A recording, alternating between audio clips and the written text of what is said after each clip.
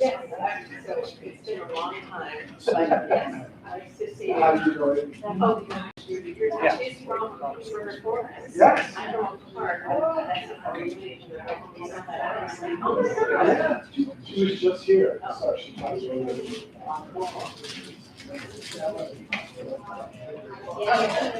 Thank you. There no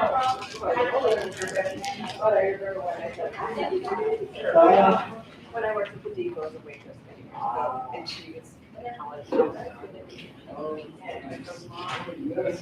yeah, so Nice to see you. nice to see you too. I don't know. I'm gonna sit right here in the front row. Okay, I'm gonna sit in the front row as well. Bob's coming too. He might give you a seat. Yeah. Absolutely.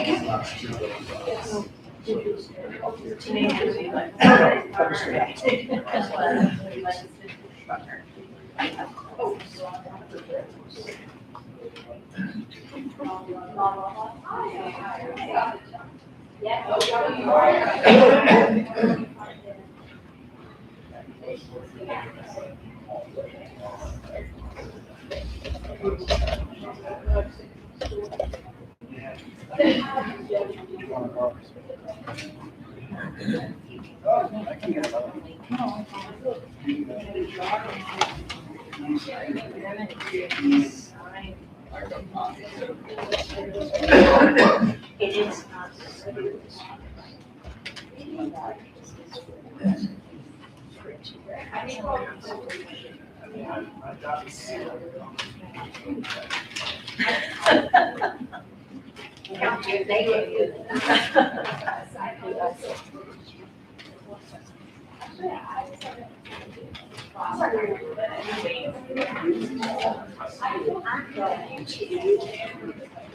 I brought constitutions Oh, yeah. inside by me, so someday I'm supposed to be really valuable. They're already, thank you. Or I hope it's the same one. Oh, that would be great, I may not have. I've got a few more that's not. Yeah, just sit up. We've got plenty of chairs. Okay. So this is. Okay, sounds good. What do you think? They're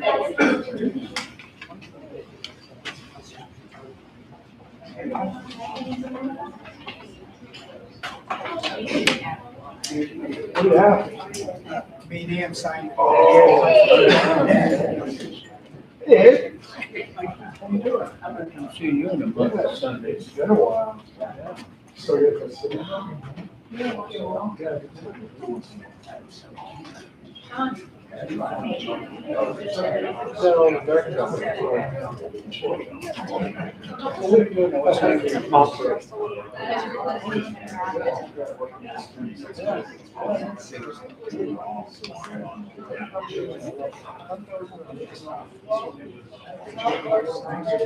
Well, you got it.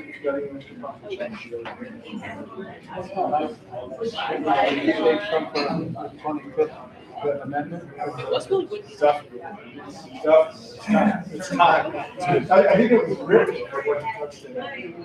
Yeah. That was the original purpose, right?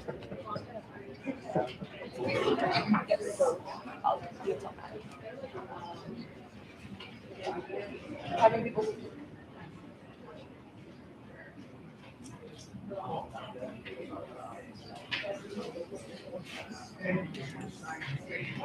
I know.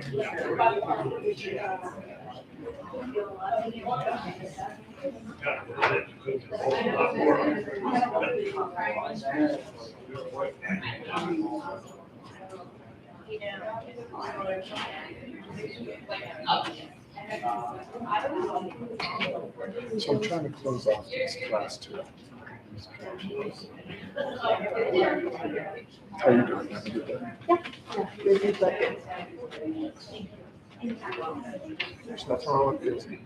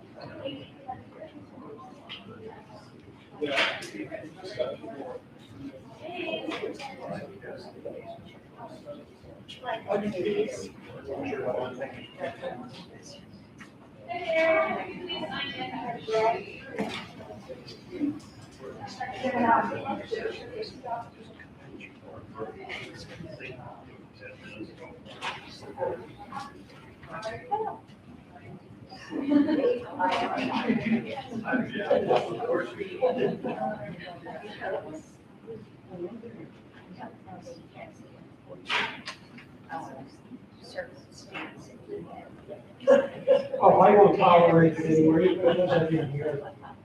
Just come up and call me. You're saying that, right? You're chatting.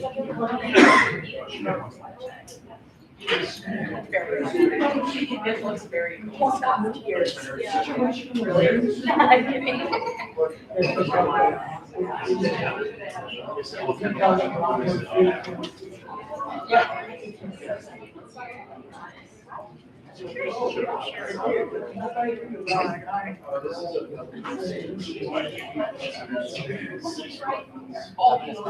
He stayed up.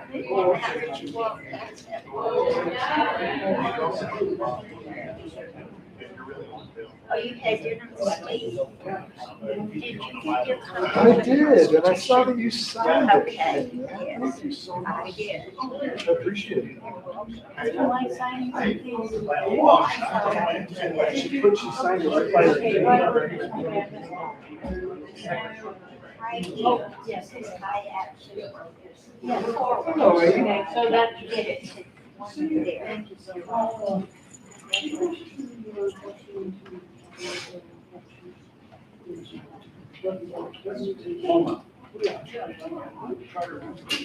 If we're gonna get started.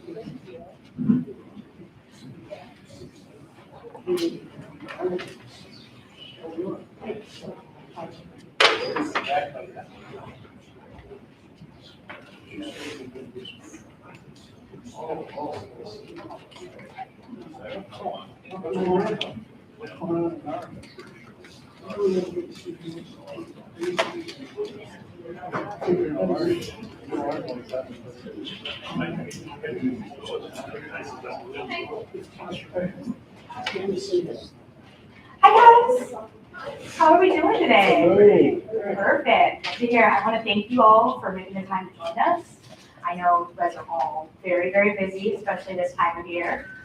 So we are very grateful to have you guys join us. Before we begin anything, I would like to acknowledge the land that we stand on. As students at MontPIRG, the work that we do is directly tied to the land that we now call Montana. We acknowledge the original stewards of this land within its boundaries, who were forcibly removed from their original homelands, and we are committed to action to rectify this injustice. At MontPIRG, we acknowledge the Salish, Pendere, Kootenai, Blackfeet, Crow, Ojibwe, Ushinanoboine, Sioux, Little Shell Chippewa, Northern Cheyenne, Shoshone Bannock, Eastern Bannock, Gros Ventre, Plains Cree, Nez Perce, and Coeur d'Alene tribes and bands who cared for this land and the land around us for generations. We acknowledge that we live on stolen land and benefit from settler colonialism, and we celebrate and honor the resilience of these tribes as the descendants of those forcibly removed still remain here. They are community members, students, professors, advocates, and friends. We are guests on the land, and we thank the tribes for all their contributions to our community, culture, and environment, both past and present. We recognize that an acknowledgement is only the first step of restorative justice. Thus, we are committed to action.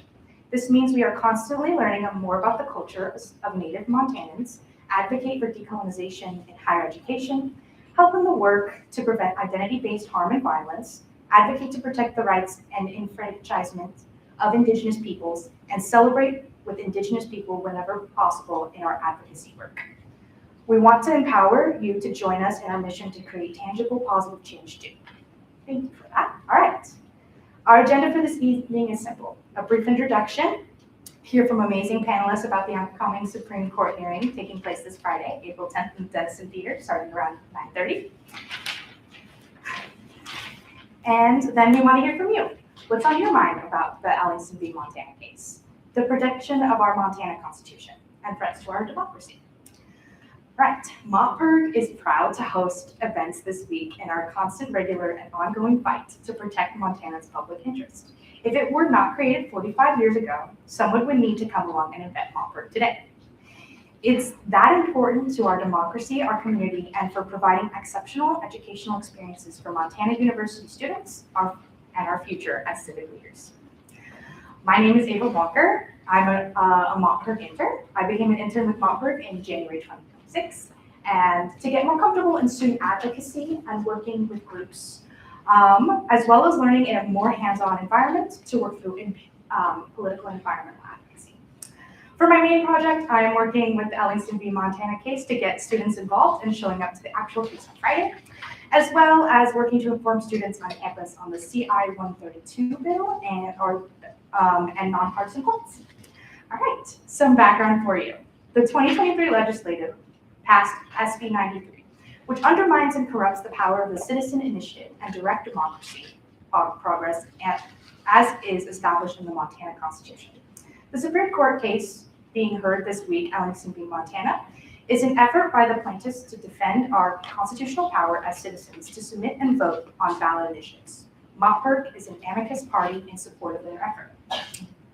The case is being argued on Friday by two MontPIRG alumni now attorneys, Rob Ferris Olson and John Meyer.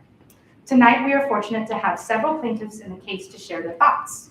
First up, Maynann Ellingson earned a political science degree from the University of Montana. At just 24, she became the youngest delegate to the 1972 Constitutional Convention and one of only 19 women. Recognized as one of the convention's 10 outstanding delegates, she played a key role in shaping the state's preamble and advocating equal rights for women. After raising her younger siblings, Ellingson graduated with honors from UM School of Law. She worked in the Missoula City Attorney's Office, contributing to landmark initiatives such as open space bonds, riverfront trails, and land conservation efforts. Ellingson was a partner at the firm of Dorsey and Whitney, specializing in municipal finance and public projects. She helped establish the InterCap program and the Montana Municipal Insurance Authority, influencing state and local finance law. A respected expert, speaker, and educator, she has received numerous honors and remains active in professional and civic organizations today. She's the lead plaintiff in the Ellingson v. Montana case, which before the Montana Supreme Court this Friday. John Modell is a Montana attorney, public servant, and nationally recognized advocate for campaign finance reform. His career spans more than 5 decades, combining legal practice, public service, and citizen activism. Modell began his professional journey as a teaching assistant. He served as executive director of MontPIRG and as a staff aide to a consumer advocate, Ralph Nader. After moving to Montana, he founded the law firm Reynolds, Modell and Sherwood in Helena, where he worked as an attorney for over 30 years. From 2013 to 2017, Modell served as Montana's Commissioner of Political Practices, where he oversaw campaign finance laws and ethics enforcement. Modell has played a significant role in shaping Montana's campaign finance laws, drafting numerous successful citizen initiatives, and advocating for key reforms such as PAC regulations and campaign surplus laws. He has litigated and testified in multiple campaign finance cases. He is currently a plaintiff in the Ellingson v. Montana matter. And C.B. Person is a longtime Missoulian and nationally recognized public interest advocate whose career spans more than 5 decades. His work reflects his deep commitment to government transparency, and electoral integrity. Pearson has led policy initiatives and election campaigns at the local, state, and federal levels. He is an expert in public initiative strategies and public policy, particularly in tobacco disease prevention, and the advancement of smoke-free air indoor laws. His work has advanced public health protections and civic engagement practices nationwide. He is an authority on campaign finance reform, as well as the initiative and referendum process. Pearson has managed 12 statewide ballot initiatives and 14 local campaigns. He has served as an expert witness in 8 legal cases about campaign finance and ballot issues. Pearson's contributions have earned him honors, including the Public Interest Hero Award from MontPIRG in 2018 and the 2013 Campaigns and Elections Top 10 Most Influential in Montana. He is currently serves as a chairman of MontPIRG's Leadership Fund, and he is also a plaintiff in the Alex City, Montana case. All right, now that that's out of the way, I would like to ask you all the same question, if you're okay changing down the line. Why are you a plaintiff in this lawsuit? What is the vantage point? Who would like to start?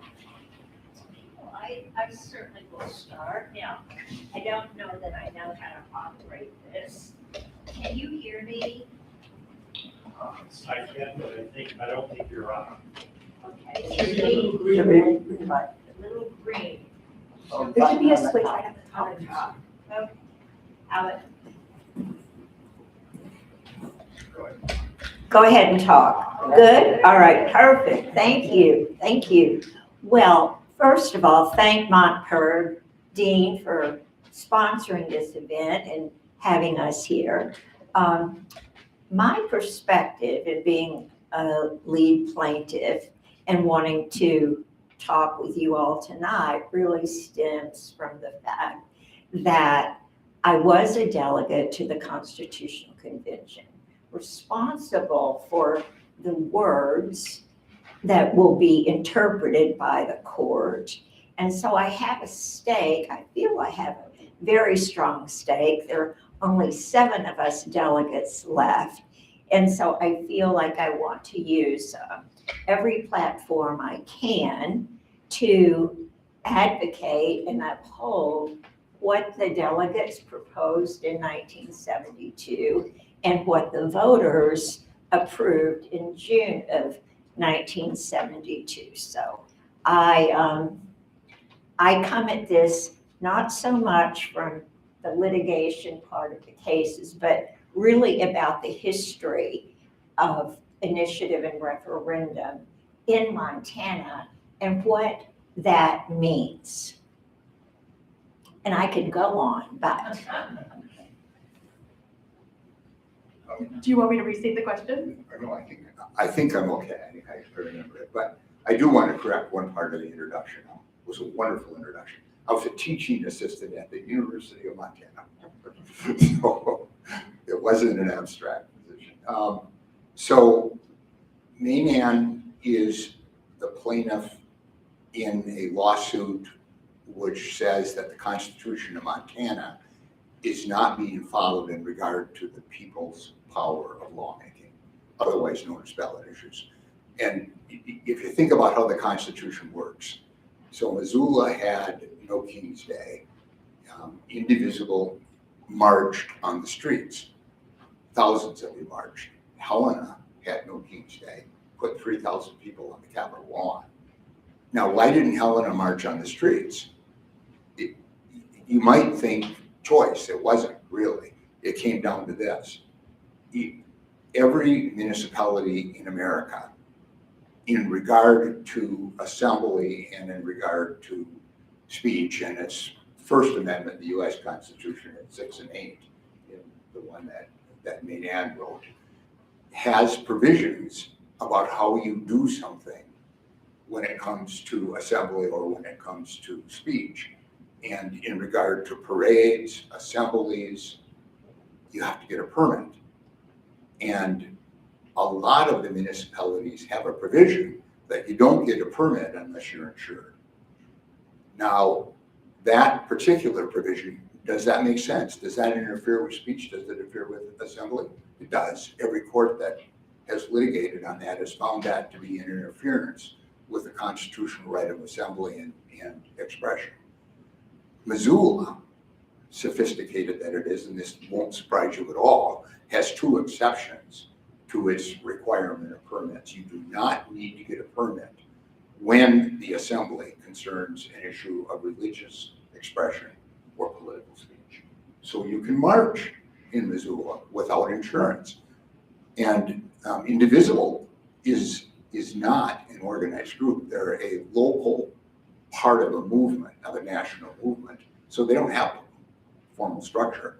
They can't get insurance. In Helena, we don't have those exceptions in our city code.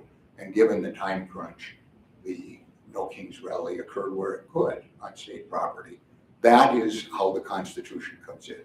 In regard to Maynard Ellingson's case, the way it comes in is this. Written in this Constitution is a definition of power. It's executive, legislative, and it's executive, legislative, and judicial, okay? So you got 3 places where you can have power, but then it defines legislative power as being shared between people who have legislative power directly through the ballot issue process and the legislature when it convenes. So those are 2 separate sources of power that are independent.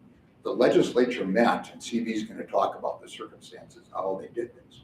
But in 2021, they passed a bill which said, okay, we've got thousands of bills that we introduce as legislatures. And they go through a process using state agencies. They come in, it's good for democracy that we have those bills, we debate them on the floor. But there's no barrier to introducing those bills. But they said in regard to citizens, you can't file a law unless you pay a $3,700 filing fee. Does that sound constitutional to anybody? The district court said it wasn't. That's now before the Supreme Court. And then I won't elaborate on the others, but during the time that citizens write the language of the proposed law, they produce it in a form that runs through state agencies and eventually ends up in a formal petition that is taken by a host of young people who walk around and get their fellow citizens to sign. If enough of the fellow citizens sign, that is considered the same act as the majority of legislatures carrying out the same thing. If enough of their fellow citizens sign, it becomes a formal petition, goes to the governor, he certifies that it goes on the ballot. So the legislature, in the midst of all that, stuck itself right in the middle of the citizens' legislative power, takes the ballot petition away from citizens and shoves it into a legislative committee for a committee of the legislature. Words are important. It's not a legislative committee. It's a committee of the legislature. And that committee then holds hearings on it and takes a vote and then sticks the results of that vote on the petition. Does that sound like the people's power? Probably not to most of us, and the court struck that too. And finally, Senate Bill 93 said, well, if you put a ballot issue on the ballot and it gets voted down, you can't put it back on for 4 years. The Constitution doesn't say that. Constitutions in other states, but Maine Anne's Constitution says you can put it on the ballot on any matter. It doesn't say except for a matter that was rejected. So those are the issues. It's a classic case of asking the Supreme Court to look at the Constitution and determine whether specific acts of a competing entity, that is the legislature, also acting under legislative power, can affect how the people act under a legislative power. I'm more comfortable standing up, so I'm going to stand up. I'm going to fall asleep if I sit there. Is it working? Can you hear me? Yeah. Right. I'm going to take a little bit different approach. Having been a legislative lobbyist and having been someone who runs initiatives, I want to talk about the corruption that occurred when Senate Bill 93 passed. And I wanted to talk to that because it goes to the premise of our Constitution. We have the power to propose laws. the legislature also has that power. The legislature can be and is often captured by special interests, whether they be Northwestern Energy, formerly Montana Power. I've seen them jam their bills through that hurt consumers. The payday loan industry, which I want to spend just a little bit talking about that industry. And then I want to talk a little bit about the hearing. You know, I was a lobbyist and involved in legislative campaigns. I was a lobbyist for 5 sessions, a direct lobbyist, and then I helped run legislative campaigns for another 10 sessions. And you know that the legislature can be captured by the lobbyists and by the power that they have. And for citizens, the way that they can break that power is through direct democracy. And what they did when they passed Senate Bill 93 is,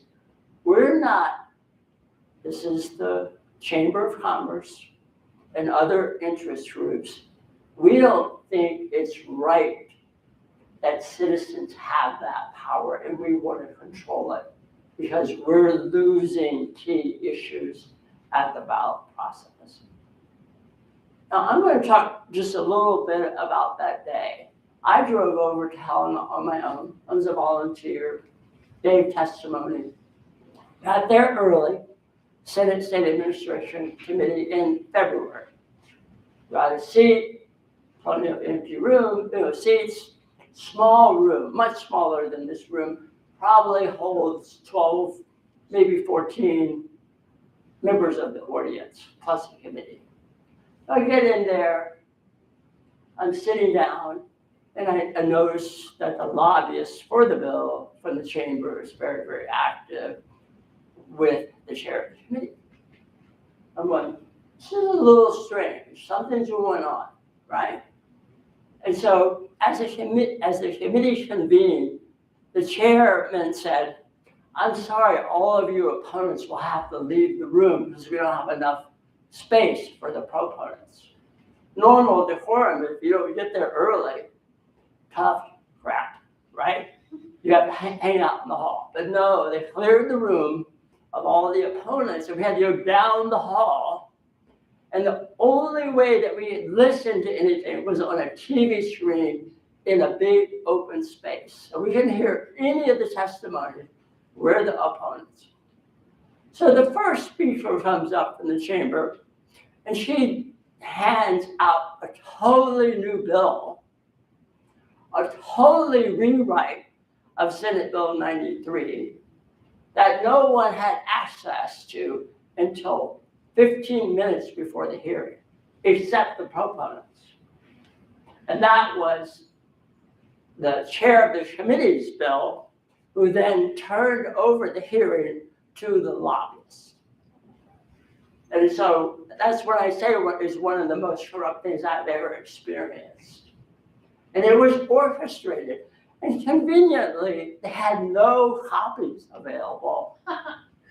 So no one in the room, except for the proponents and the committee members, knew what the bill said. Can you imagine how hard it is to introduce your opposition when you haven't even been able to see the bill? So a number of us protested and said, you shouldn't hold this hearing. If you hold this hearing, you need to hold a separate hearing on the bill so that the opponents can actually see the bill and point out what are the concerns, so it's in the public record as we go forward. So that was kind of the start of the log rolling that the Chamber of Commerce and the business community did at that session. They have fought the citizens initiative process over the years and attempted to weaken it. And so far we've been able to defend it. So I want to bring that up, and that is the context of what we're fighting with this legislation. Because the Chamber of Commerce and a large number of the business community, the mining association and others don't like the initiative process because it could interfere with a business practice that they're doing, or we have certain laws in the books that protect us. So that's one point I want to make. The second point I want to make is how valuable and necessary it is to have this direct democracy. One ballot issue that I was involved in was probably the most egregious example of predatory behavior to people who are poor or in the military. And it was payday lending. Some of you may have heard of that. For 3 sessions over 6 years, consumer advocates, advocates for women, advocates for people who are in the military, advocates for students, and people who are of lesser means tried to pass a bill that would limit the amount of money to 35% interest on a short-term, 2-week, 2-month payday loan, and would be defeated every time because the lobbyists would intervene. The Payday Lending Association had so much power that even though there were testimony and advocates from a wide group of people, they would lose every time. So the community finally decided, and it was pretty unusual for this group of advocates to say, we have no hope of solving this problem unless we go directly to the ballot. And so that was at the point that I got involved and introduced to them what they needed to do to win. And one of the examples of when moneyed interests want to hold on to their power, they will do whatever they think can interfere with that. So we drafted and moved through the process much cleaner, much quicker than you do now. None of this interference was there. Do you think we should have gotten a payday lending initiative through all of the power structure in Helena with a clean bill that we had then? No, it wouldn't. It would have been corrupted, and it would have had a biased statement because the lobbyists would have interfered with that. And I'll just end with one last story on it.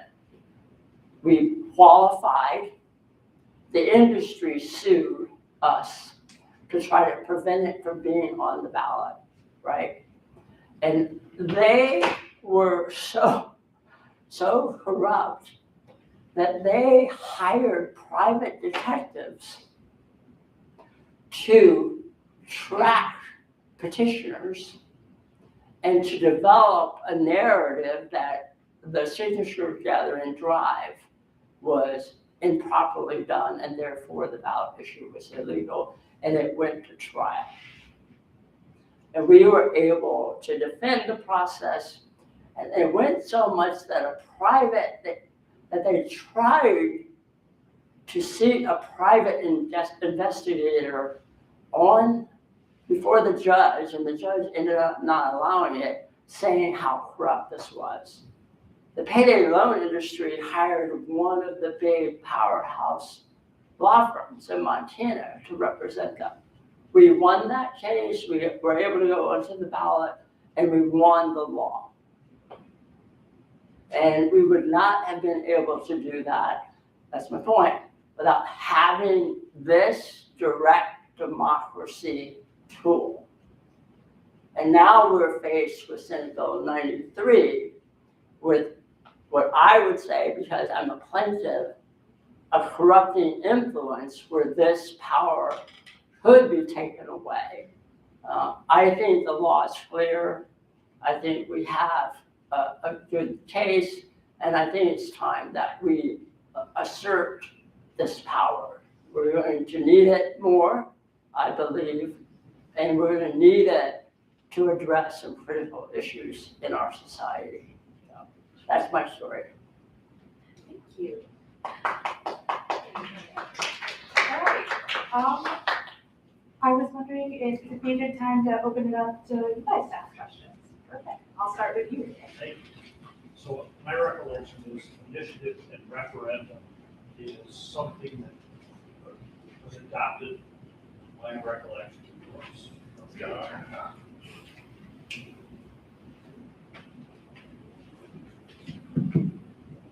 My recollection is that initiative and referendum was something that was adopted by states coming into the Union post-Civil War, post-Reconstruction. So we're talking about 1876 and afterwards. And it was obviously perceived as a means to avoid the corruption that you're talking about within the legislatures. What have other states encountered in the way of obstacles to use of initiative and referendum, and where are we going with this whole process with all the other states that have this? I'd like to point out that Montana has had initiative and referendum since 1906. So it was a very progressive idea, and there was absolutely no consideration that we would not have initiative and referendum in our Constitution. And just to make sure everybody understands, initiative basically is the citizens can initiate a law. And we've seen that happen. I mean, for example, people were trying to get the legislature to do something with marijuana, legalizing marijuana. The legislature didn't do it, wouldn't do it, so people took it in their own initiative to make the law. This is one of the things that we're witnessing in Montana. We have not had a really long historic assault on the right of initiative. It's really been fairly recent that the legislature, and I say the majority party in the legislature, simply does not like sharing power with the people. They simply do not like it. Now, I want to just make one other point. That's becoming more and more because we, I think, as a government are just becoming so,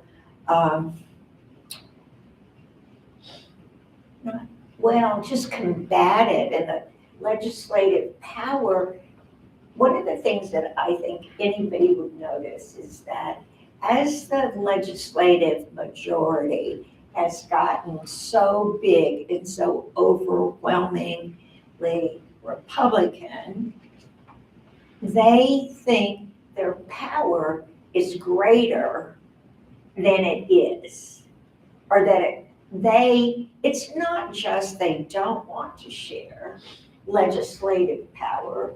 We have seen how they don't like being told what to do by the Supreme Court, particularly. So that is becoming more and more acute, and I think we're seeing it not only in the legislature's attempt to curtail and make it harder for citizens to exercise their power, but we're also seeing it in attempts to change the judiciary, because we have counted on the judiciary in Montana under our separation of powers to protect this constitutional right of initiative and referendum. The court is the ultimate enforcer, as you will see in here on Friday. So in addition, there's an assault on the right of initiative and referendum. There is an assault on the court that has continuously, and I think very consistently, upheld the citizens' right of initiative and referendum. They've certainly allowed the legislature to enact laws that make it workable, make the initiative process go smoothly. So it's not like the legislature can't have some impact, but they cannot infringe. And that's what they are doing right now, I think, in the eyes of certainly myself in wanting to bring this case. But this isn't the first one. There have been lots of cases similar to this over the last few years. I mean, there was one legislation that was enacted that would require the legislation, the initiative, to be submitted to businesses for their comment. I mean, there's not even a provision in the legislature itself that they have to submit their bills to certain entities. So let me get back to, if I can, on track with your question, Steve, and maybe CB will know a lot more. We are seeing more and more use nationwide on direct democracy. And it cuts both ways too. We have seen in Montana out-of-state groups propose initiatives. I mean, we had Marcy's Law, and a lot of out-of-state money came in to influence the initiative process. So the initiative process is not totally clear of being influenced. I mean, you see that, like, well, you see it in constitutional initiatives, like, for example, the women's reproductive rights. I mean, that initiative generated so much, both in-state and out-of-state money. So it's that kind of thing will continue to go on, particularly when you have these national organizations now that want to impose uniform laws among states. So, Alec will go to Montana with this provision or some other state. So we're not unique, I think, in this, but I think it's more critical right now because we have such an overwhelming antipathy in the legislature toward the citizens' right of initiative. Would you agree with that?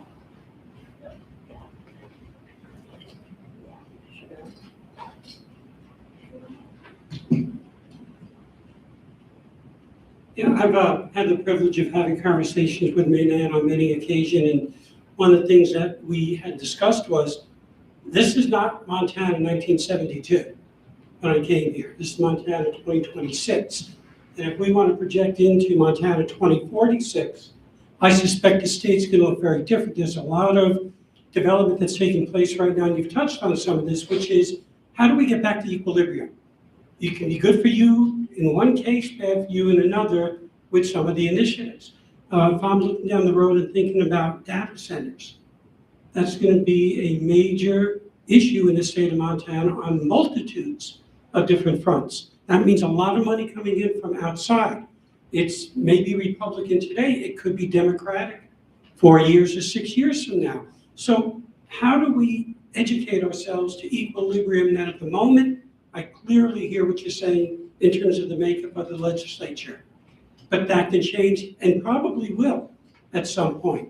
But it's worthy of us paying attention to changing demographics in our state, changing business developments, and considering how then do we keep those initiatives front and center as a power for our citizens.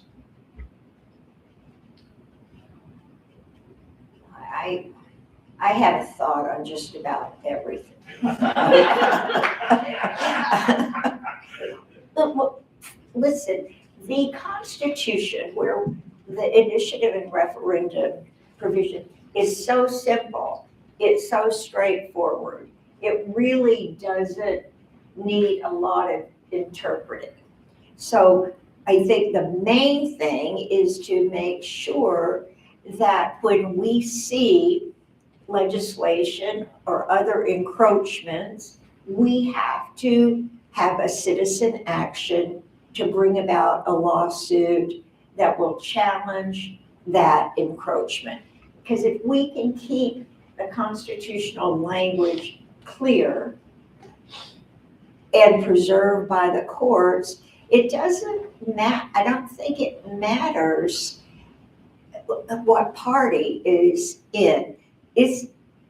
They've got to live, they've got to live with it. They can try as they might to weaken the citizens' role, but as long as we have strong language in the Constitution in a court that's willing to uphold it, I think we will continue to protect those rights. Now, dark money is another thing, and so, I think CB alluded to that, and I think that's going to be an issue moving forward, both at the legislature and in the ballot initiative process or initiative and referendum process. Can I just interject one thing on dark money, because I know we have two foremost experts in the state. So there's a couple of things. One, there was a recent article in the New York Times talking about the Supreme Court Citizens United referenced they didn't think that this was going to be an issue. Now we have data that shows it's a big issue. And there is the Roscoe proposal that would limit corporations or an angle at dark money. I don't know if we can interject that into every political race, but how about just enacting it to apply to initiative and referendum? Is that something that's within the control of the citizens of the state of Montana? Well, we tried that with Initiative 125. Can't hear you.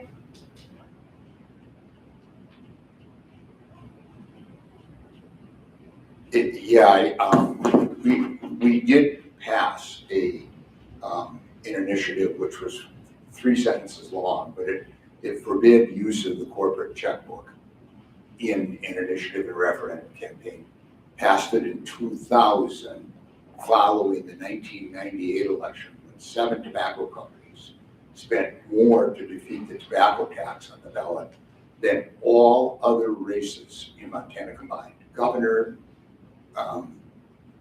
Secretary of State, it was a full general election, but if you added up all of what that campaign money, those 7 tobacco companies spent more than everybody else in any other race combined.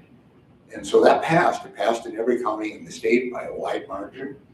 And the next year, then, because there was no corporate money, Montana citizens passed the ban on cyanide heat bleaching, because that got on the ballot and the mining companies couldn't pass against it. But CD and I both testified in it. We went for a full week jury trial or a bench trial before Judge Lovell. Seemed like the trial was going pretty good, but he ruled against us from the bench at the end of the trial. We appealed it to the Ninth Circuit and lost there in a 2-1 vote, but it wouldn't have made any difference because that was followed by Citizens United. So can we restrict? That was pretty carefully written. And we didn't hold that one, so I'm not sure about this new one. Well, but not, as I understand it, Roscoe Tester is saying something slightly different. They're not restricting money, they're just saying, as a corporation, you are not permitted to do certain things, including spend money on this issue. Well, and again, we weren't restricting money. We were restricting the corporate checkbook. So I think they're using the same, that it was a dissent in one US Supreme Court case that we used as the basis for the law. But, I mean, I really hope this new attempt works. And even if it doesn't, it creates discussion. But back to your question, with the changing nature of the state, yeah, that's true. And we got to go all the way back and remember that at one time, when the nonpartisan league was in power in the early 1900s, that the citizens of North Dakota, in a driving rainstorm, swam rivers, those Norwegians, Germans on all the farms out there, stormed the courthouse, voted in an entirely populist governor, Supreme Court, state legislature. They passed legislations going after the banks and the railroads in Minneapolis. That's why there's state-owned grain elevators still in existence in North Dakota to this day, why banks are state-owned, and why there's all these other innovative things, and they're still there even though the state's red, which is just amazing. So you're right, political change can happen. Now I hope it doesn't happen in the next 2 years, because if that happens, that means that something terribly catastrophic has happened in our country, and that's possible right now. So let's hope that doesn't happen. Let's hope it's slower than 2 years. But you're right, it can change. We elected Maine Ellison at 24 to the Constitutional Convention. And she's here, so Well, we can go back. well, just so everyone knows, there will be an opportunity in 2030 to vote on whether to hold a new constitutional convention, because our Constitution requires there to be a vote on that every 20 years. We had two separate votes on it, 1990 and 2010. And in both instances, first instance, it was overwhelmingly rejected not to call another constitutional convention. It was a little closer the second time, but even so, it was rejected by a pretty heavy margin. But I think it will be interesting to see what will happen in 2030. And I certainly think if there is a constitutional convention in 2030, if the politics are as they are today, I think we might end up with quite a different constitution. I think we got lucky in the time in which we wrote our Constitution, because of all the things that were going on nationwide, and here the lifting up the copper collar. One of the most important things really was when Lee Newspapers purchased the newspapers that were owned by Anaconda and Montana Power, and people finally got to know what was going on in government in Montana. That was a huge shift, and it was in the late 1960s. So that whole thing, more interest, more knowledge, more open meeting laws, the right to know what votes there were on legislation. All of those things came about in 1972 because there was just this era of open government. And I think it's going to be really interesting to be a citizen in Montana. It's always interesting, but these next few years as we see some of these constitutional issues play out. I want to add to that just a little bit. We do face a challenge that's more significant than any time I've experienced as a democracy. And I think the fundamental root problem is money. We have the consolidation of money to a few interests, and those interests are not serving the people, right? And that is not unheard of in our country. We've had those challenges before. What is different now is how easy we can manipulate information. And so my view is the consolidation of huge wealth and the disassembly of the legitimate communications with people. Because in my view, democracy only works when there is healthy, prolonged debates about it. And we see that happening in lots of different places, and we see some adjustments going on. But it is a perilous time. The good news is knowing human beings, and the spirit of many of us is we will be creative and resist and reform and fight and hold up the institution of democracy, even when they have these perilous challenges. You know, I can recall and have a hopeful version, and I had hope by watching the extreme debate in the Republican primaries. And there is a debate that's going on that you need to understand the outcome of that debate. If it is more moderate and more pro-Montana and more pro-democracy, we will have a better state. If it goes in the opposite direction, we will have a more challenging. It is not uncommon in Montana history to have, unfortunately, the Republican Party try to consolidate power. And I don't know that Democrats have done that. They probably did prior to changing the Constitution and when the copper collar was there. But I do think that every glimmer of change we need to take advantage of. And like this court case,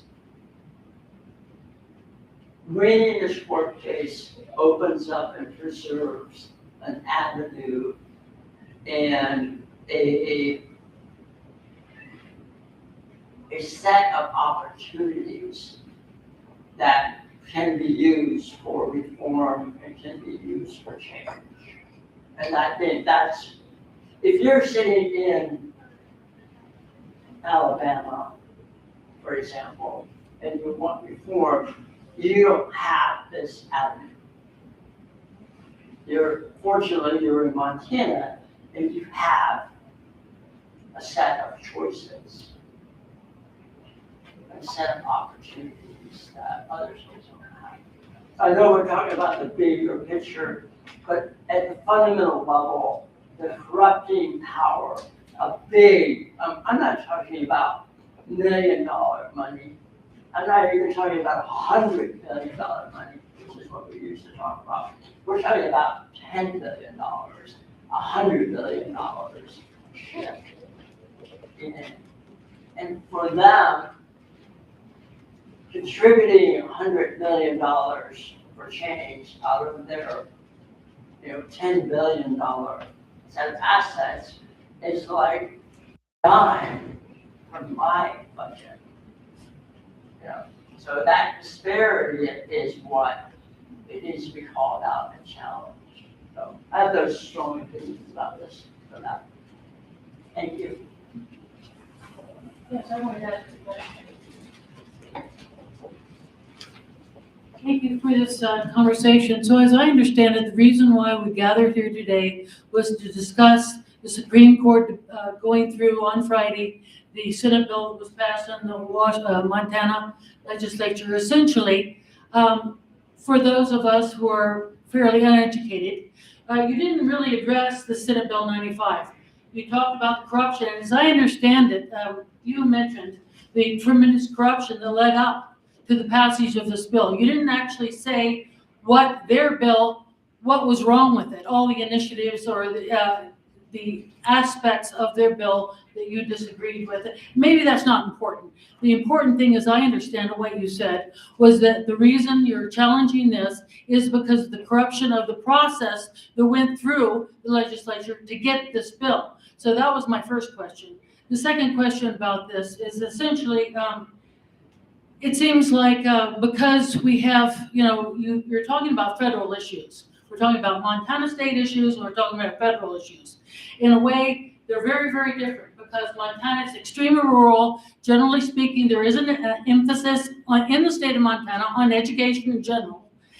There is a demographic change in the state of Montana that's happening so quickly before our eyes that some of us are having trouble dealing with it mentally because there used to be principles that were enforced, laws that were enforced. It doesn't seem like the laws are being enforced by the federal or state governments environmentally or on other issues.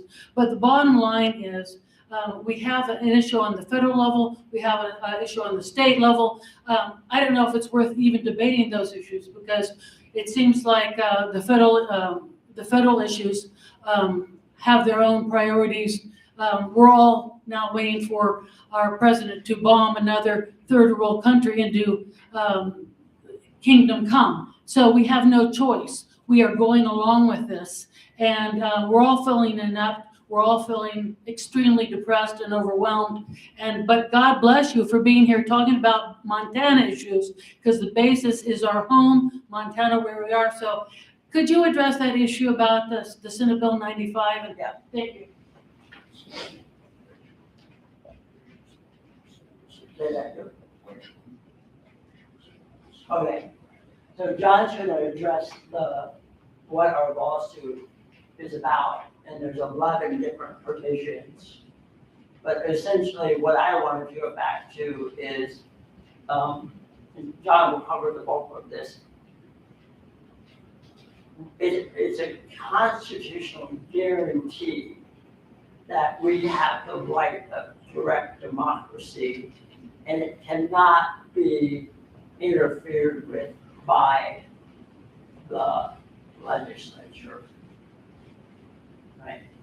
They are given the power to facilitate it, but not to impede it. And in Senate Bill 93, our argument is they are not facilitating, but they're impeding the right of citizens in a number of areas, so much so that they're taking that power away from the citizens. And then John can talk about the precise provisions in Senate Bill 93. And just to give my summary, I'm talking about how corrupt the process was at the legislature in the way in which Senate Bill 93 became a law, right? And that we now, our only recourse is to litigate and defend. I mean, and hopefully overturn. Go ahead. So ma'am, you asked how it changed. So I wrote my first citizen initiative in 1984. And I wrote my last one in 2004. 15, I think it was. Actually, I did write one in 15, I was commissioner. I wrote my last one in 19 after commissioner. But the way it worked until about 2010 was citizens drafted the language of a proposed law. They then submitted it to the state agencies who, using ministerial authority with tremendous respect for what the citizens had, ushered it through unchanged and placed it on the face of a petition that you then carried around to get your fellow people's signature on. When they produced that petition, and generally the way they did it was I would sit shoulder to shoulder with somebody in the Secretary of State's office and work with them on the final language. They would then hand the petition and I'd hand it over to CB. And CB would be in the street within a very short time gathering signatures. And most of the citizen initiatives in that era went through that process. And then it changed. Corey Stapleton got elected, and boy, you couldn't get near anybody in that Secretary of State office. And instead of following the law, he would reject the language, even though he didn't have any authority to it. The whole process got harder. And I think it was that there was a different philosophy. Before then, the agencies respected the independent and separate power of citizens because that was the power of the Constitution. And then it culminated in Senate Bill 93. It had 11 areas where it directly interjected the power of legislators into what was formerly the citizens' power. $3,700 filing fee, inability to put back on the ballot a previously rejected law, the insertion of a legislative committee right into the drafting process. You had to submit it now to the budget office. That was the fourth thing. The budget office could then determine if there was a fiscal note, stick that fiscal note on there. That was the fifth thing. Sixth thing, the Attorney General, amazingly enough, was given administrative authority to reject a citizen initiative on the basis of constitutionality. The legislature passes unconstitutional bills all the time. So why can't the people? We did it with I-125. We pushed the edge. That's perfectly acceptable for citizens to push the edge on a potential law. It was legitimate. And then 5 more just like that. So ma'am, that's what happened. That 2021 bill had been coming for 6 years. And finally, the lobbyists and the legislators got enough gumption to just say, we're gonna take out the citizen initiative process by biting it enough at the ankles that we move up and bite off the whole calf.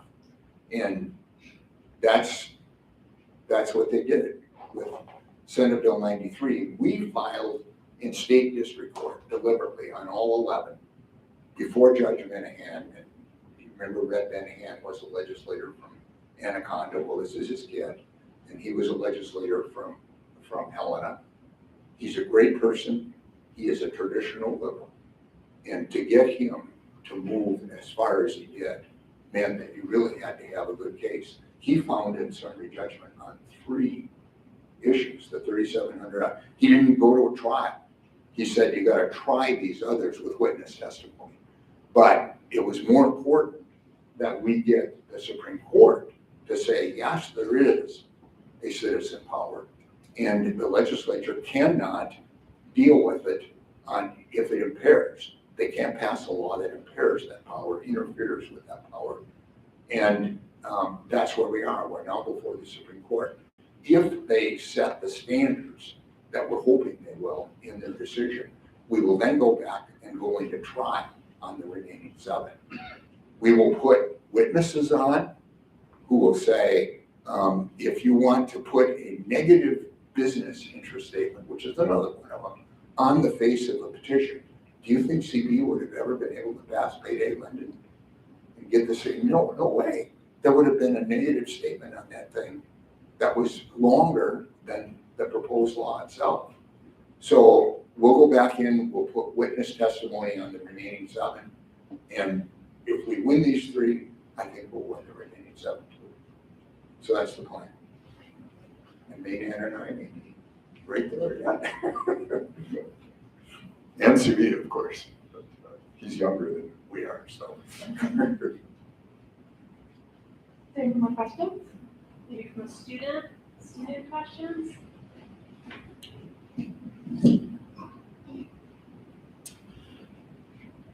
So you had mentioned that you'd been involved in politics and environmental work since the 1970s. What has been, you would say, the biggest change in how environmental policy is made and handled from the 1970s to the 2020s?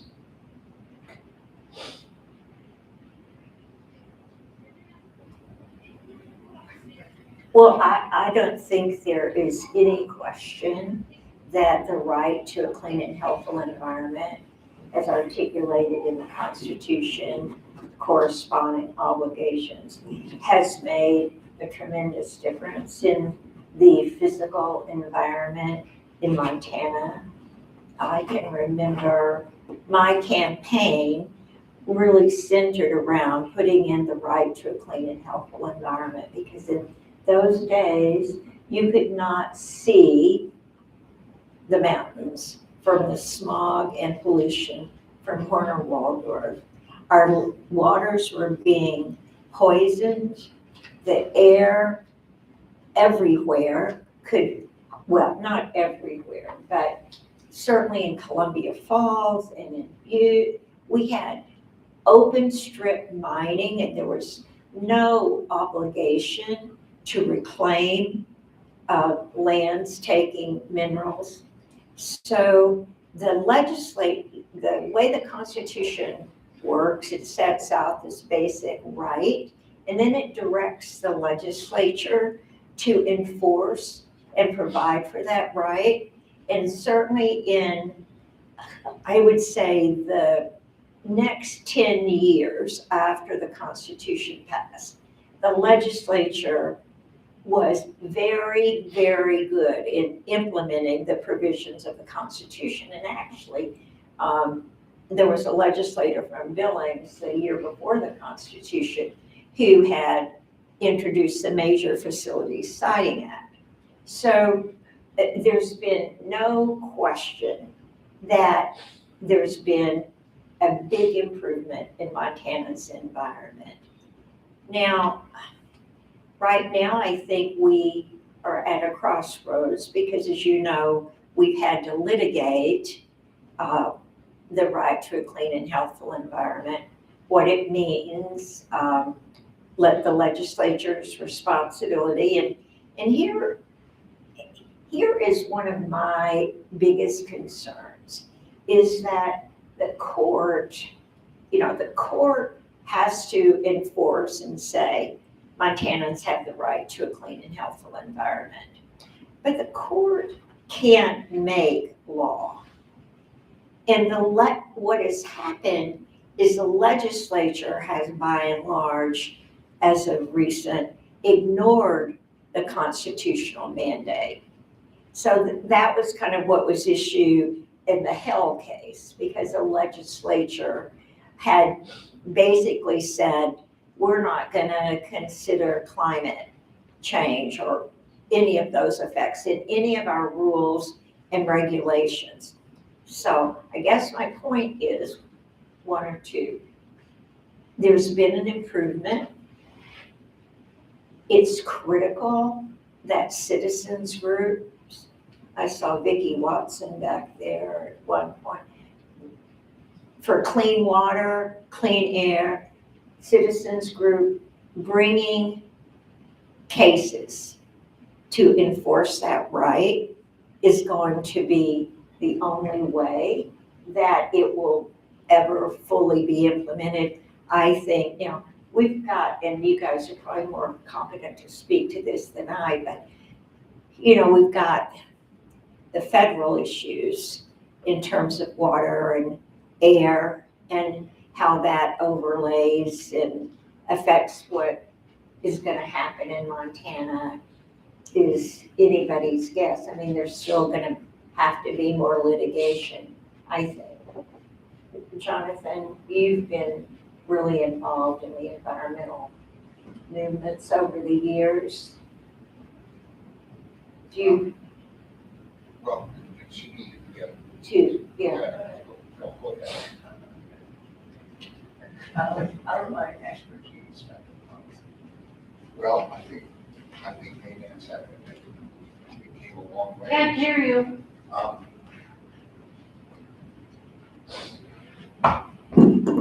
We've come a long ways, but I think you'd agree, we're falling back.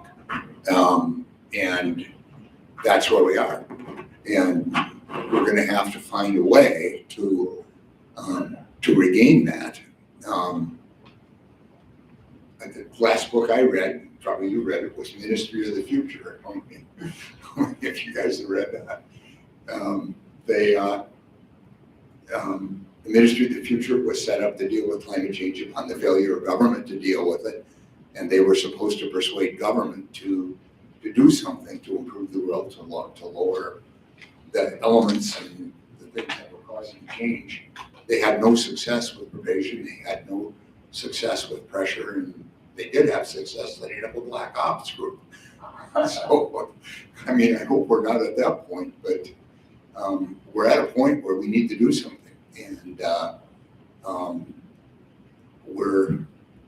I think you're right. We're all kind of treading water to see what's going to happen in these next few years here, waiting to get through it and see whether we can recapture some of our democracy. And CB's right. We've got the whole confusing issue of how people don't necessarily talk to one another anymore. They get information that they select through a system that then feeds them more information. Oh, something that they started to see. So we're in a tough time. But as CB said, and I think Mayman said, I think we're a very resilient people. I think we'll find a way out of this. I think people have to understand that the court cannot save us. And that people have to elect legislators who take seriously their oath under the Constitution and take seriously the direction under the Constitution that the legislature has a duty and an obligation.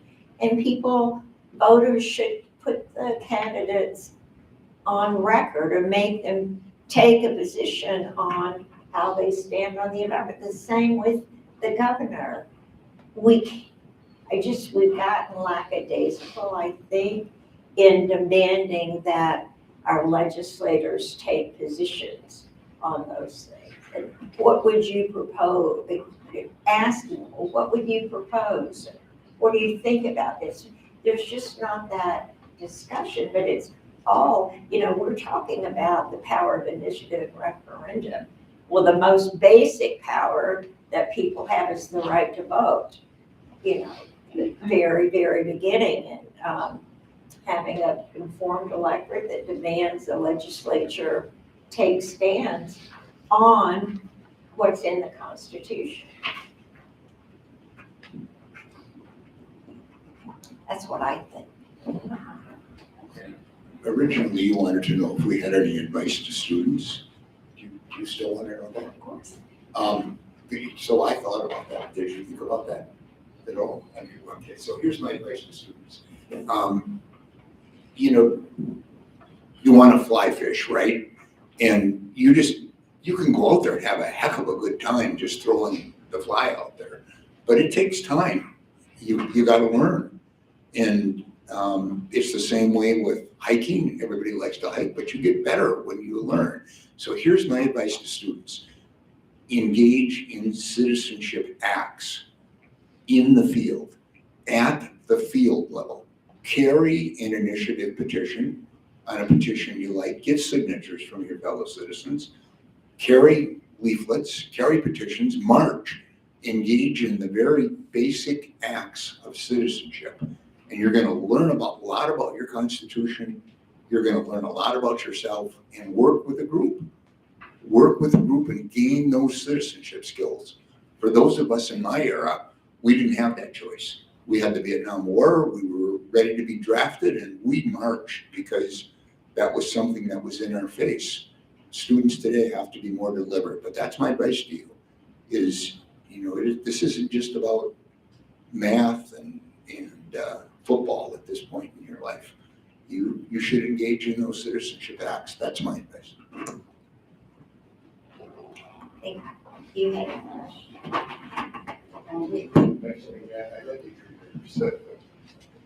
We can hold off on it a little bit. Yes, could you reiterate on the No Kings Day? I understand why you could have the protests in Missoula, but what was the understanding in Helena that they couldn't in the streets, but they could on the state property? Indivisible Helena could not get insurance. Because it couldn't get insurance, it couldn't get a permit. Because it couldn't get a permit, it couldn't occupy city property. So the event had to occur someplace where the permit requirement didn't apply, and that would be state property, the grounds of the state capitol. So. But interestingly enough, up until just a few days before No Kings, the governor had declared the Capitol the Capitol grounds off limits for No Kings. And he did it initially, I gather, on the cost savings. He didn't want to have the state to put up microphones and provide security. But I do think that people objected so strenuously that about 4 days before the No Kings rally, he said they could use the state capitol. And of course, I can't even believe he thought he could or should, as a matter of public policy, close the state capitol to a protest. Seems un-American. At some interim point, he said not on the weekends, right? There was a point when he said you can only do it during the week. Only during the week and from During 9 the week to 5. During work. Yeah.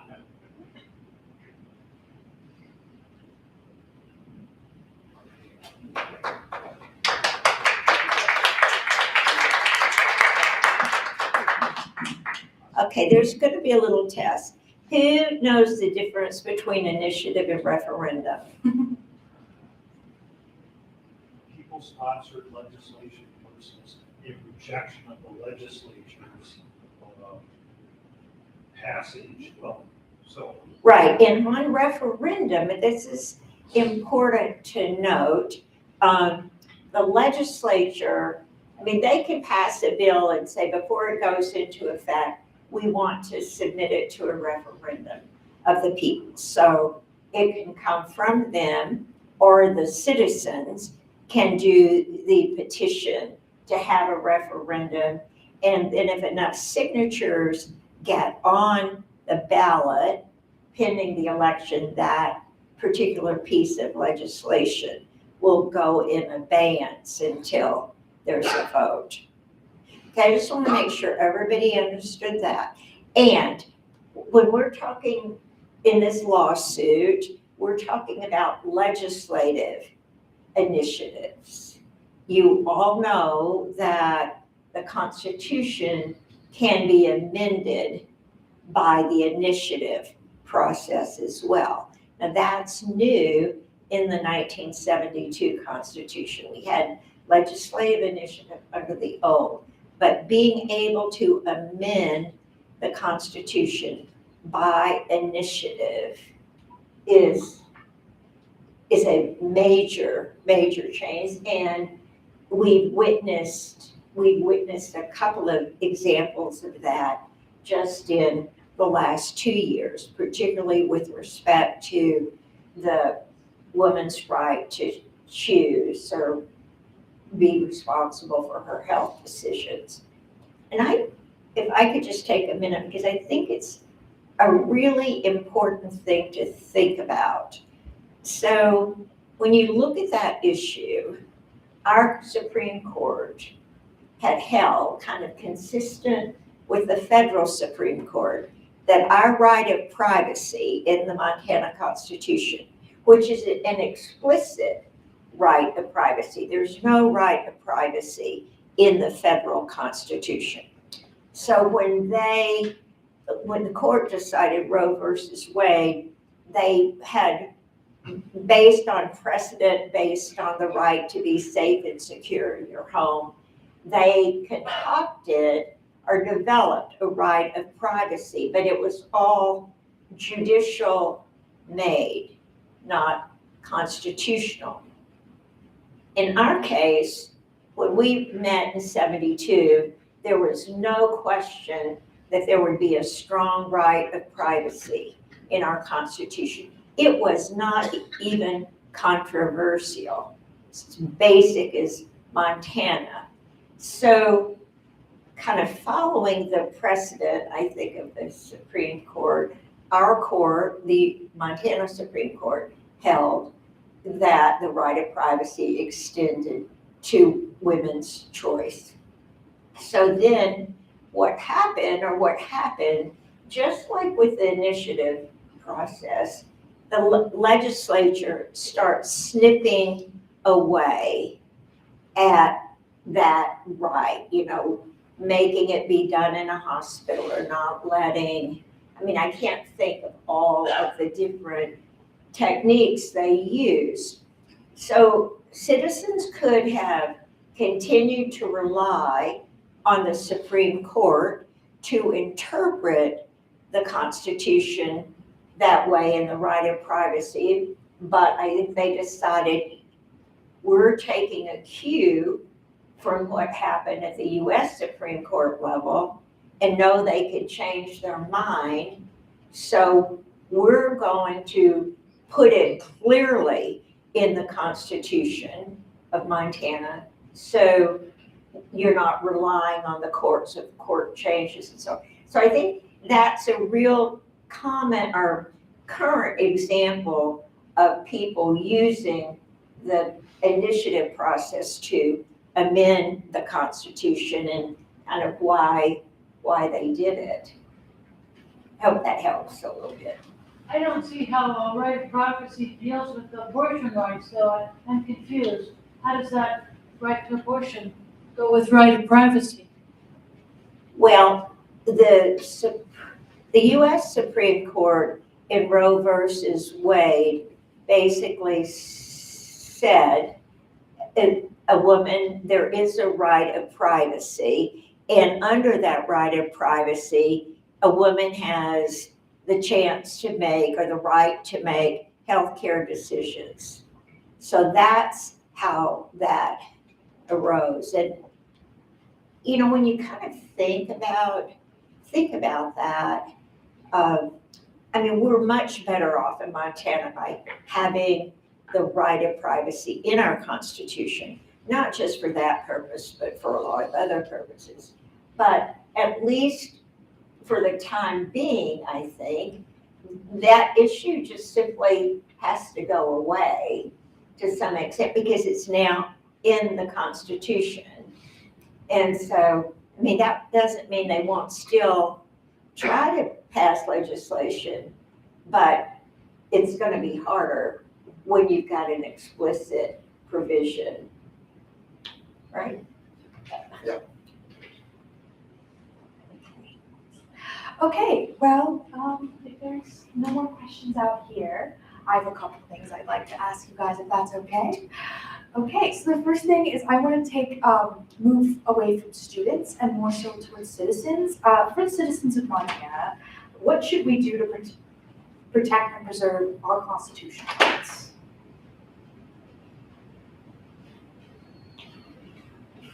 Vote.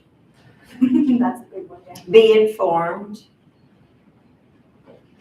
I can't underestimate the influence of acting together in concert. Whether it's MontPIRG or whether it's the Clark Fork Coalition or Planned Parenthood or any of these citizen groups who have your issue, certainly the environmental MEIC, I mean, MEIC as a citizens group is so responsible for the implementation and protection of the right to a clean and healthful environment. So I think being involved in citizens group whose interests align with yours is critical.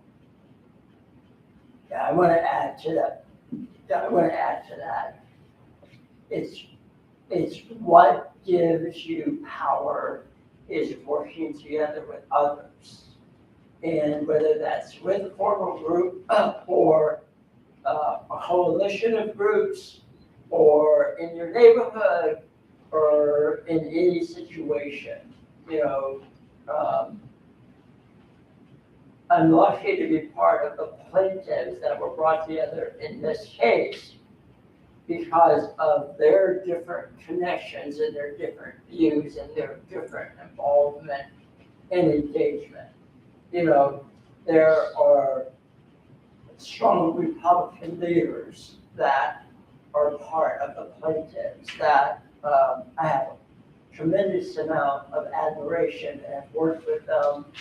And it's important that we break down the divide. And the way sometimes to break that divide down is to have a ladder from one person to another person. There are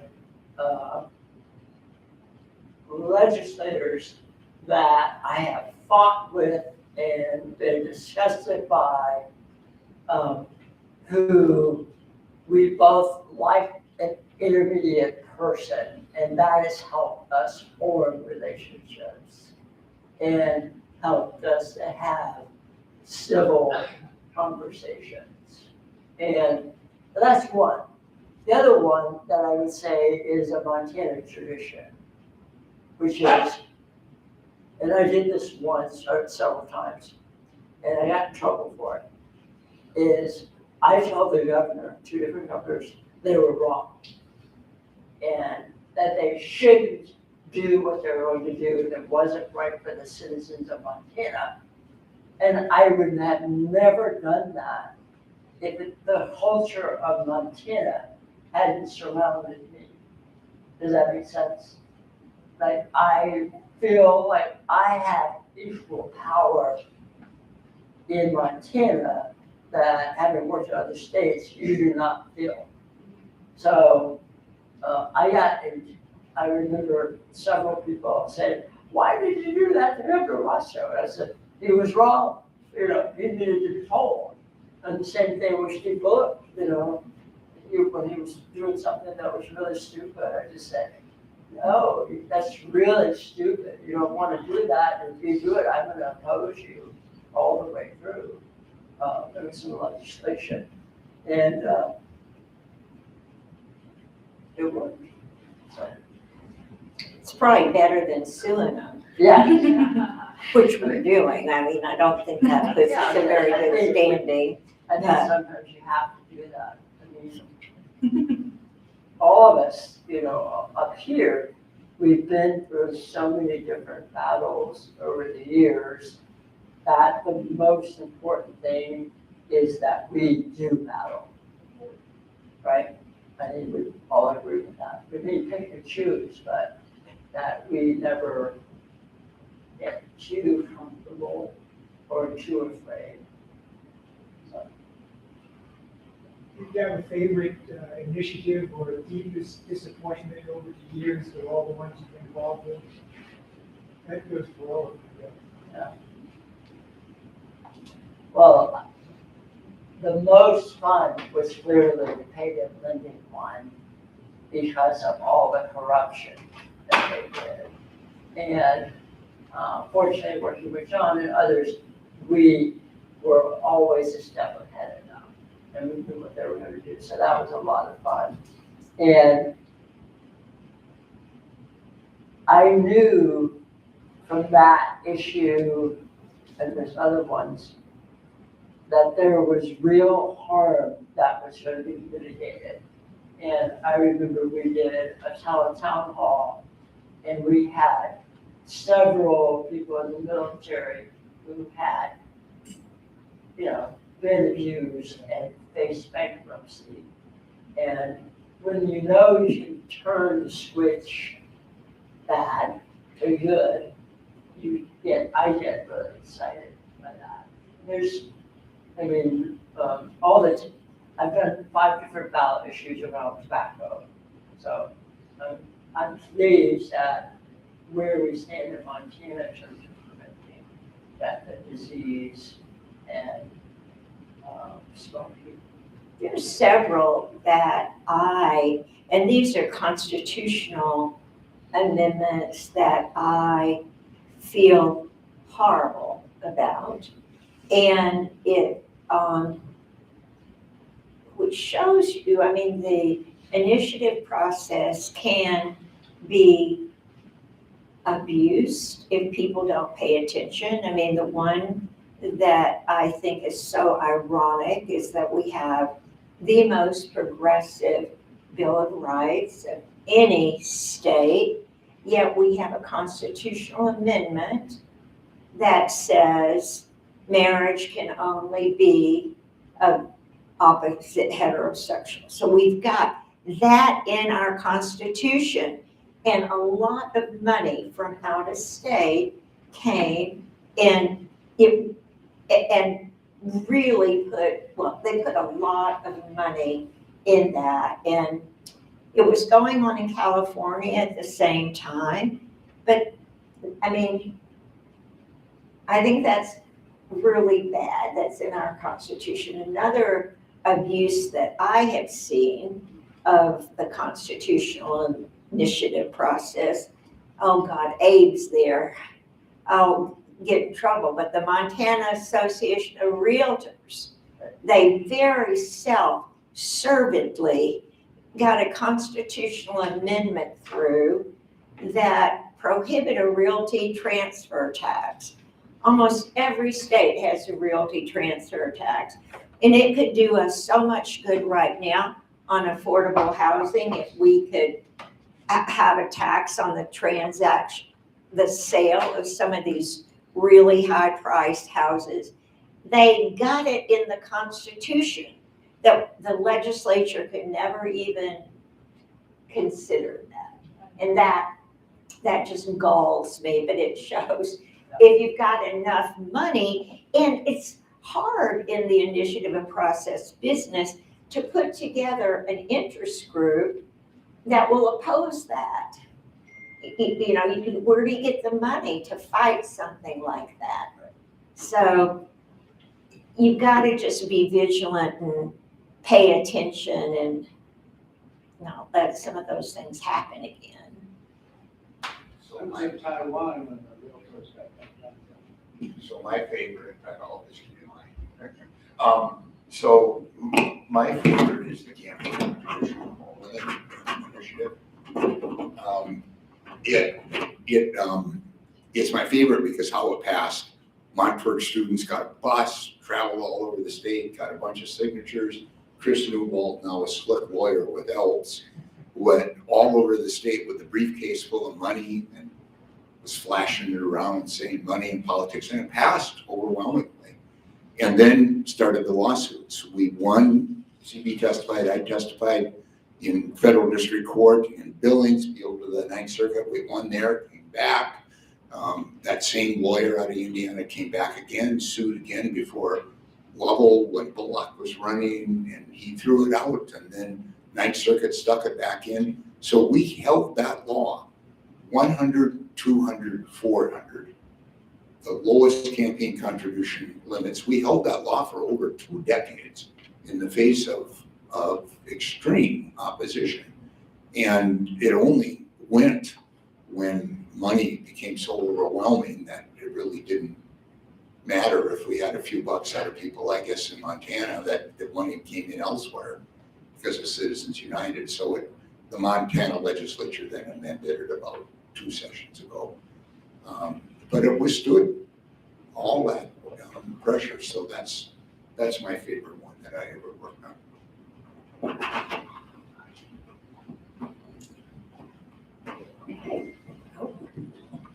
Do each of you think there'll ever be a general sales tax in Montana, and what do you think it depends on? Oh, boy, that is, just, let me just very, very quickly recap for everybody who wasn't here in 1972. There was a general election question on whether to have a sales tax or not. And it was very heavily favored by the Republican Party. It was on the ballot at the same time people were voting for delegates to the Constitutional Convention. So even though we seated ourselves and conducted ourselves on a nonpartisan basis, we ran as partisans. I was a Republican. But as a result of the sales tax being on the same ballot, there were 56 Democrats elected to the CONCON, 38 Republicans, and, do my math, four independents. So that was the backdrop, and we've now had 2 gubernatorial candidates who ran on a sales tax, and both of them have been defeated. Well, get this, there is a constitutional amendment that says if we ever have a sales tax, it can't be more than 3%. So the anti-sales tax people were just kind of, suspenders and boots. So there's an amendment. So I think we need one personally, because I think property tax is just so outrageously high for people, and it's a barrier to the affordability of housing. And I think you can have a progressive sales tax. But I don't think so, Abe. You probably have a better crystal ball about that than I do. No, I really don't. I think it says a maximum of 4%. Yeah. I mean, what do you guys think? Who thinks we'd ever get a sales tax in Montana? Not many. I mean, I had recently received one of those like call surveys that they do that's had everyone's phones going off at inconvenient moments these past few weeks. And I had nothing better to do, so I was like, okay, sure, I'll take your survey. And anyways, they asked about a 6% sales tax, but removing or severely reducing property tax. And I mean, the real impression I got from that, it just seems like a way to kind of have really wealthy, people that own thousands of acres of land out here, but maybe have it for like a summer home. And, there's plenty of celebrities that have like ranches out here in Montana that they're never at that are, thousands of acres. So that's kind of how I perceived it. It just sort of seemed like a way to reduce property taxes for those that, own more land than they need, and passing the taxes down on everybody else. Right. Well, a lot of those ranches already have very significant tax breaks and benefits because it's huge agriculture exemption. And so, I mean, you see it up on Flathead Lake with the cherry orchards. You get an ag exemption if you have 100 plants or something like that. There was recently a poll dealing with property tax, and it was a long poll. I participated. I don't know if any of you else did, but they asked, how would you feel about a property tax freeze like California, that the taxes are the same as long as you live in the house, and then if you sell it, they will go up. They're a 2% increase is the maximum. So there were like 6 different propositions. So I think it's going to be likely that we will see some constitutional initiatives, or at least some legislative initiatives about property tax. And then where we get the money, I don't know.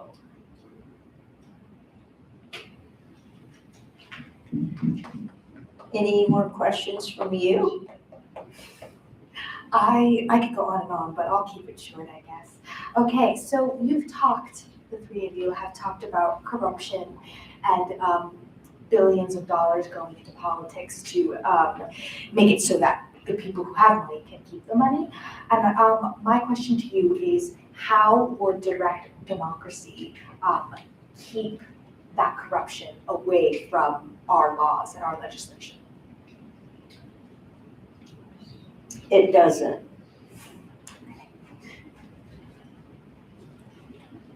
Largely because of Citizens United. Which is explaining Citizens United to the rest of us. Go ahead, Steve. Well, the United States Supreme Court said that corporations are people, are persons, and therefore have a constitutional right to spend money in favor of whatever proposition they deem fit.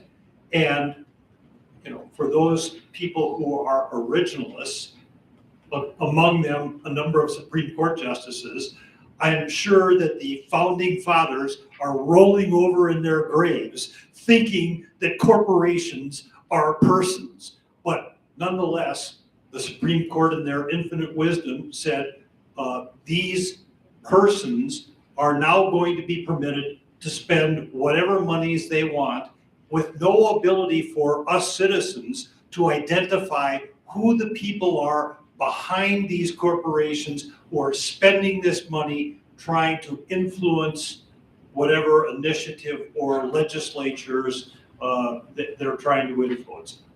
I hope I haven't bastardized Citizens United. No, I think it's interesting why they didn't go or haven't gone the next step. If they're persons, they have a right to vote. Because in Montana, and some early laws with respect to sewer and water districts and things like that, voting on a bond issue, a corporation or a partnership could vote, not just the individual person. So, I got the theory being they would be affected by the taxes that would be levied for purposes of the bond issue, so that they should have the right to vote. Now, can you imagine how awkward that would be? And, how big a vote does a corporation get, and just one, but it just emphasizes how poorly reasoned that Supreme Court decision was.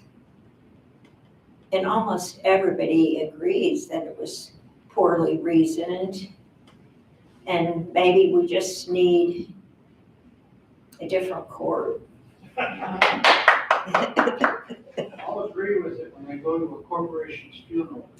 Oh, yeah. It's called bankruptcy.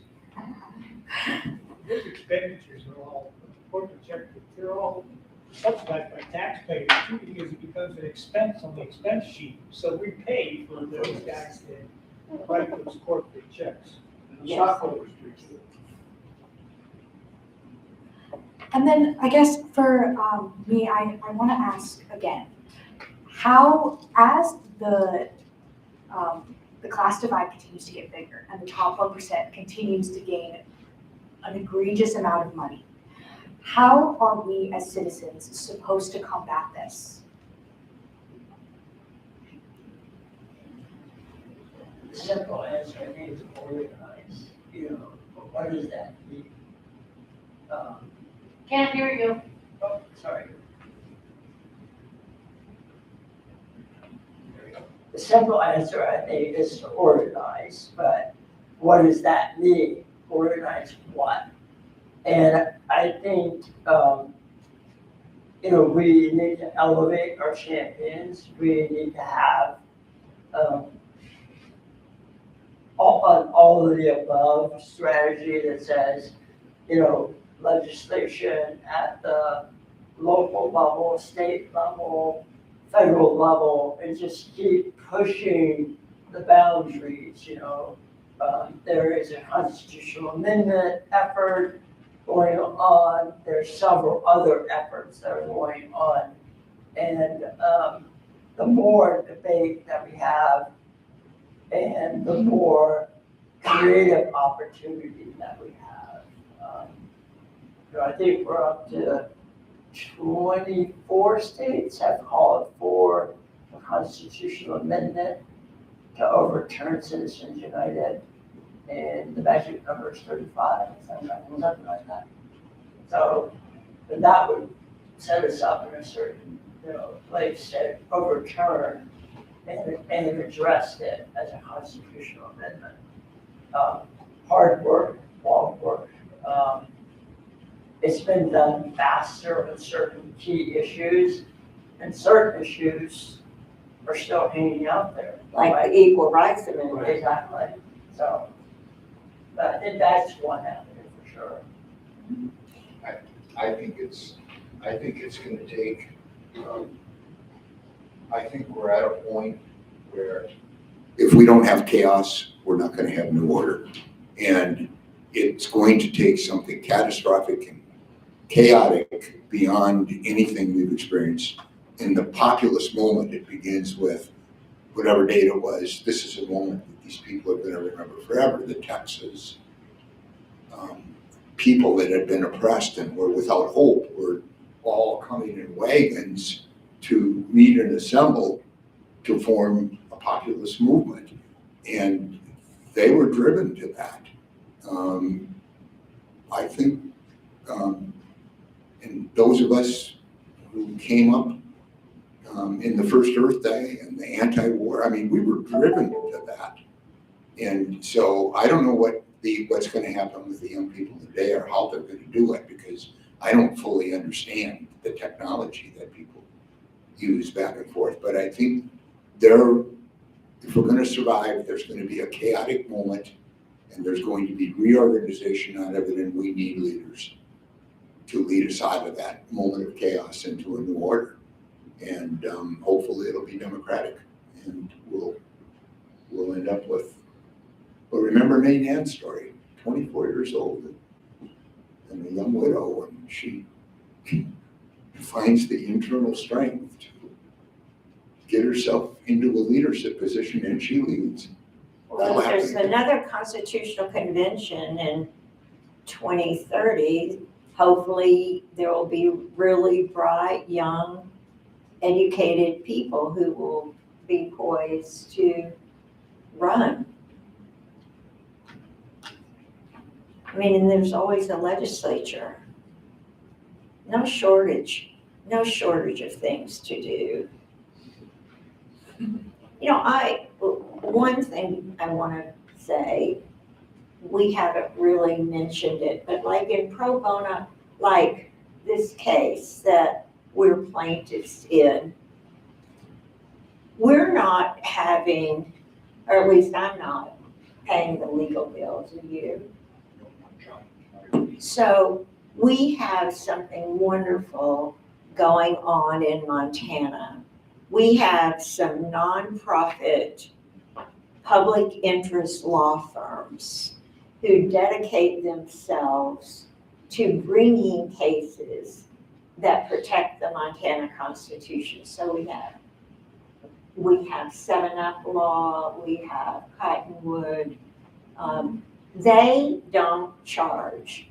They raise money from foundations and grants and so on so that they can take these cases, because most citizens are not gonna have the money to bring litigation before the Supreme Court. So those kinds of groups are so important. And so that's another thing I try to do, is I try to support MEIC and Natural Resources Defense Council, the Sierra Club, these people who do have the wherewithal to bring these lawsuits that affect us all or protect us all. Because if we had to pay, if the citizens had to carry that freight, these cases would not be happening. So what I'm hearing is, with chaos, you mean that it has to get worse enough to get people to organize fully to overcome it? Or what do you mean exactly when you say chaos?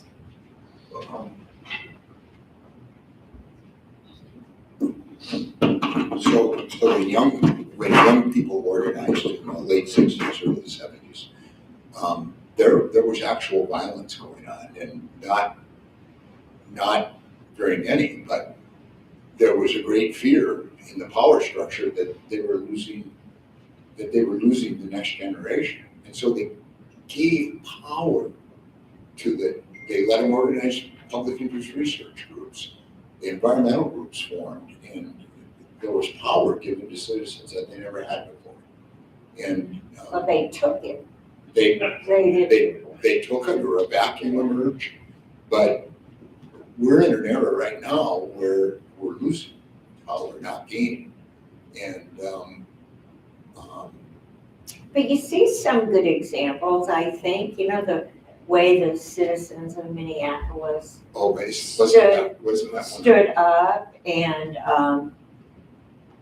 yeah, I think you're gonna see pockets of resistance that will grow. And, I mean, obviously, that's pretty chaotic. I don't know what was going on with ICE. If you're expecting we need something even more chaotic and horrible than that, but I do think that propelled people. Well, you're right. But if you're litigating the initiative and referendum process before the Montana Supreme Court, you don't have any place else to go. If you lose that, there's nothing left but deeper structural change at the legislature, because the courts are in now. I mean, they're our last resort for this type of thing.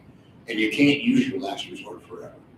So we've got to do something more. I don't know what that is, but I do know that the conditions for it probably aren't there yet. And it will come, I think, at some point, if it keeps going the way it is. I don't have any sense, though, that Montanans are anywhere close to wanting to give up their right of initiative and referendum. But what if it's not given up? What if it's taken? But how would it be taken at this point? The Montana Supreme Court comes up with a decision that says Right, that the legislature is acting within its power. right. And we've got to then, We could lose in that. I don't think we will, but we could. no, we could, but we've got our efforts to keep the court nonpartisan, which will help. I'm sorry, Well, I just think of this.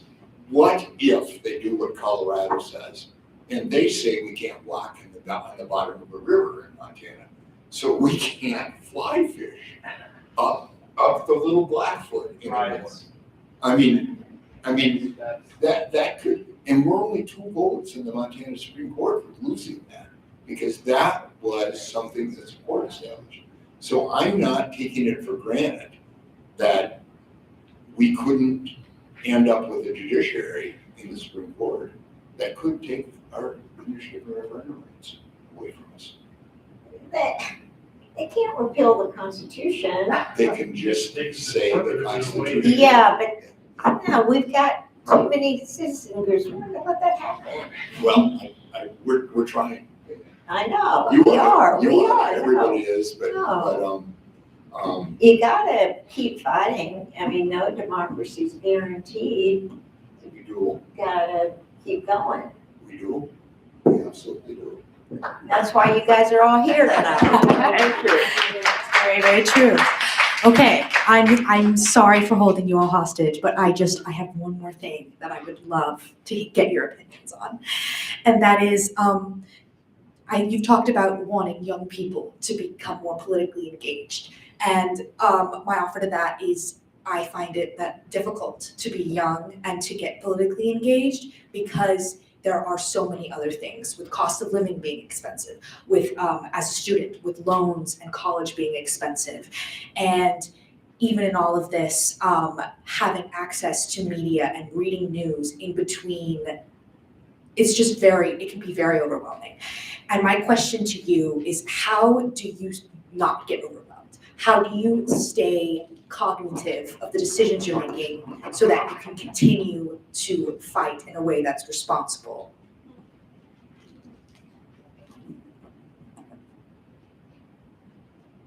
What gives me hope are the people that I meet who are fighting and attempting to change things. And I see that at so many different age levels. And so hope and relationship are the things that I think sustain me, and I would encourage everyone else. By that I mean, if you see an opportunity and it's changing, no matter how large or how small, that gives me hope. Doing this lawsuit wasn't by chance. It was a group of people who aspired to live up to the Constitution, right? There should have been no one doing it. And then it's relationship. Relationships with people give you courage. And when you get discouraged is when you feel isolated, is my opinion. So having strong relationships is really essential. And I want you to remember that question, because if things go bad enough, you won't have that question. You will drop everything else you're doing, and you'll be marching, and you'll be fighting. I was working 40 hours a week in the Pillsbury South A mill at night to pay for my college education, and I marched, and I organized. I don't know how I did it, but I did it, and you will too. You will too. Life is comfortable right now. Now, we know, Maynard knows, we know that life is really pretty dangerous right now. And if it goes the wrong way, your comfort's gonna go, and you are going to organize. You won't even think about it, you'll just do it. So, hopefully, you can stay comfortable. We'll see. Thank you guys for your insight, and thank you all for coming. Any question? Please. What am I not understanding about the rest of what's on that board? Do you mean the Good Works Ventures? No, that's the after. Yes. What's on Friday the 10th? The Montana Supreme Court's going to be here giving their oral arguments. Yeah. Anything else? All right, thank you guys so much for coming. I really appreciate it. Thank